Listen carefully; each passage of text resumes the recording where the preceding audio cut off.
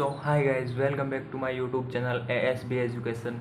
आज हम डिस्कस करने वाले हैं स्पेशल BSTC की IEP फाइल का इंडेक्स। इस पूरी फाइल को एक वीडियो में नहीं बताया जा सकता, इसलिए क्योंकि ये बहुत मोटी है। जैसा कि आप देख सकते हो, इसमें लगभग 300 के आसपास पन्ने हैं, तो इसे पूरा नहीं बताया जा सकता। तो मैं इसका केवल इंडेक्स बताऊँगा, आप उस हिसाब से अपनी फाइल को कंप्लीट कर सकते हो और उसे जमा भी सकते हो। तो शुरू करते हैं। ये इसका फर्स्ट पेज है। IEP प्रोग्राम है, जिसका फुल फॉर्म होता है इंडिविजुअल एजुकेशन प्रोग्राम। ये इसका फर्स्ट पेज है, जो आपको कॉलेज की तरफ से PDF के तौर पे मिलते हैं। 3 पन्ने जो शुरुआत में होते हैं ना हर फाइल में। इसके बाद आता है इसमें सर्टिफिकेट। ये भी आपको वहीं से मिलेगा जहाँ से आपके कॉलेज में PDF डालेंगे आपके जो ग्रुप है उसमें। इसके बाद इसमें आता है डिक्लेरेशन, और डिक्लेरेशन का मतलब होता है घोषणा। और इसके बाद आ जाता है इसमें इंडेक्स, जो कि हमारी सबसे इम्पोर्टेंट चीज़ है IEP फाइल की। तो सब इंडेक्स में आप देख सकते हो, सबसे पहले है IEP प्रोजेक्ट। IEP प्रोजेक्ट का मतलब होता है इंडिविजुअल एजुकेशन प्रोग्राम, यही इसकी फुल फॉर्म होती है।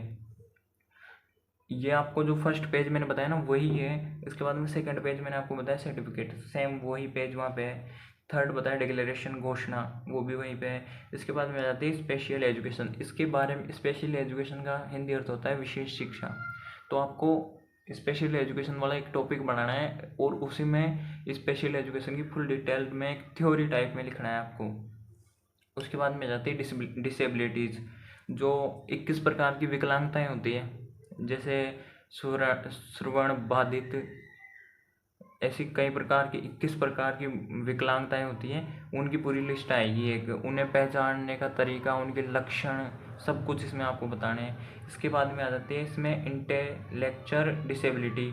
इस इंटेलेक्चुअल डिसेबिलिटी में ये पूरे टॉपिक है यहाँ तक, ये तीनों SLD, ASD और लैंग्वेज हिस्ट्री। SLD की फुल फॉर्म यदि मैं आपको बताऊं तो SLD की फुल फॉर्म होती है स्पेसिफिक लर्निंग डिसेबिलिटी, और ये आपको टॉपिक बनाना पड़ेगा पूरा। इसके बाद में ASD का भी फुल टॉपिक बनता है, इसकी फुल फॉर्म होती है ऑटिज्म स्पेक्ट्रम डिसऑर्डर्स। इसके बाद आ जाती है लैंग्वेज हिस्ट्री। लैंग्वेज हिस्ट्री हमारी शिक्षा से संबंधित है, जिसमें जैसे हमारा देश आज़ाद हुआ था उससे पहले तक की शिक्षा में जो कानून आए थे, अंग्रेज़ों ने जो बनाए थे, जो बहुत सारे कथन थे शिक्षा के, स्पेशल एजुकेशन के बारे में, वही सब इसमें डिस्कस करने हैं। सॉरी फॉर दैट, बैकग्राउंड में थोड़ा नॉइज़ है। इसके बाद आ जाता है इसमें individual education programme. IEP project को ही इंडिविजुअल एजुकेशन प्रोग्राम कहते हैं। सबसे पहले इसमें आएगा फर्स्ट केस, जो आपकी फाइल में 3 केस होते हैं जो आपको मिलते हैं। जैसे फर्स्ट केस, उसके बारे में लिखना है, उनका नाम क्या है, उनकी एज क्या है। जो आपके स्टूडेंट हैं, आपको 3 स्टूडेंट मिलते हैं।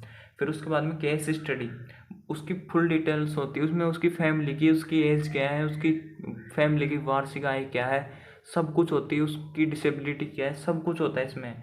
इसके बाद में आता है बेसिक MR। इसकी फुल फॉर्म होती है behaviour assessment scale for Indian childrens with mental retardation, ये इसकी फुल फॉर्म होती है। और उसके बाद में आता है समरी ऑफ असाइनमेंट। आपका जो फर्स्ट केस है उसकी पूरी की पूरी थ्योरी टाइप में लिखनी है, उसकी फैमिली की क्या थिंकिंग है उसके बारे में सब कुछ लिख देना है आपको इसमें। तो हम आ चुके थे यहाँ पे। इसके बाद में जाते हैं हमारी ट्रेनिंग स्किल बोल सकते हैं हम, प्रशिक्षण गुण। जो आपके फर्स्ट केस को जो आपने ट्रेनिंग दी ना, उसके स्किल आपने कम से कम 3 स्किल सिखानी पड़ती है, तो उन तीनों स्किल का विवरण होता है इसमें।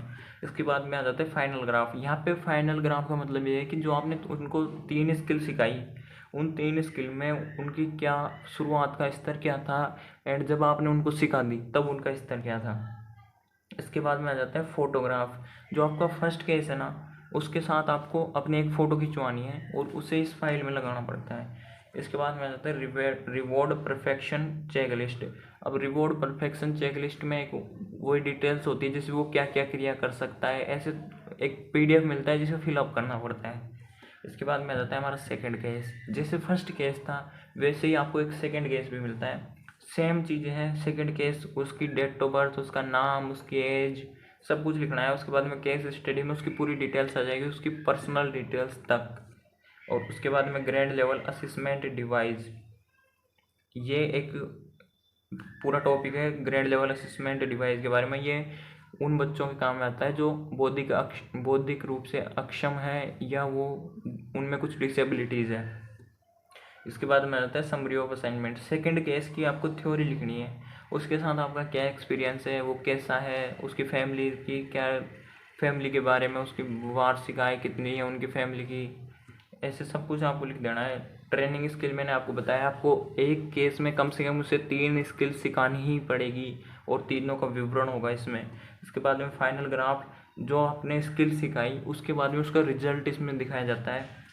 इसके बाद में आ जाता है फोटोग्राफ। आपको सेकंड केस के में भी फर्स्ट केस की तरह ही उसका फोटोग्राफ लेकर लगाना पड़ेगा। और इसके बाद में रिवॉर्ड परफेक्शन चेकलिस्ट, जैसे फर्स्ट में होता है सेकंड में भी सेम होता है, बस उसका केस में उनकी पर्सनल डिटेल्स वगैरह चेंज हो जाती है। इसके बाद में थर्ड केस वही सेम प्रोसेस में आएगा, थर्ड केस लिखना है, फिर उसकी केस स्टडी, उसकी पर्सनल चीज़ें, उनकी डेट ऑफ बर्थ, उनकी फैमिली की वार्षिक आय, उनके बारे में आपको बताना है केस स्टडी में। फिर आता है एम्स का मॉडिफाइड टूल बोलते हैं इसे, तो इसका मतलब होता है TLM। अभी आप स्पेशल BSTC करते हो तो आप TLM जानते हो, इसका हिंदी अर्थ होता है सहायक शिक्षण सामग्री। यानी कि जब आप मेंटली डिस्टर्ब होते हैं वो बच्चे, जब आप उन्हें पढ़ाते हो तो आप जैसे अपनी किट में लेके जाते हो ना, सीजर ले गए आप, कुछ और चीज़ें उन्हें समझाने के लिए ले गए, तो उन्हीं चीज़ों का यहाँ पे विवरण है। फिर थर्ड केस का समरी ऑफ असाइनमेंट, मतलब थर्ड केस की पूरी डिटेल्स लिखनी है। इसके बाद में वही सेम तरीके से ट्रेनिंग स्किल आ जाएगी इसमें, final graph, photograph and reward perfection check list. आपको वीडियो अच्छा लगा हो तो वीडियो को लाइक करें, चैनल को सब्सक्राइब करें और शेयर ज़रूर करना। और बंद कर रहे हैं इसको, किधर से करे हो आए।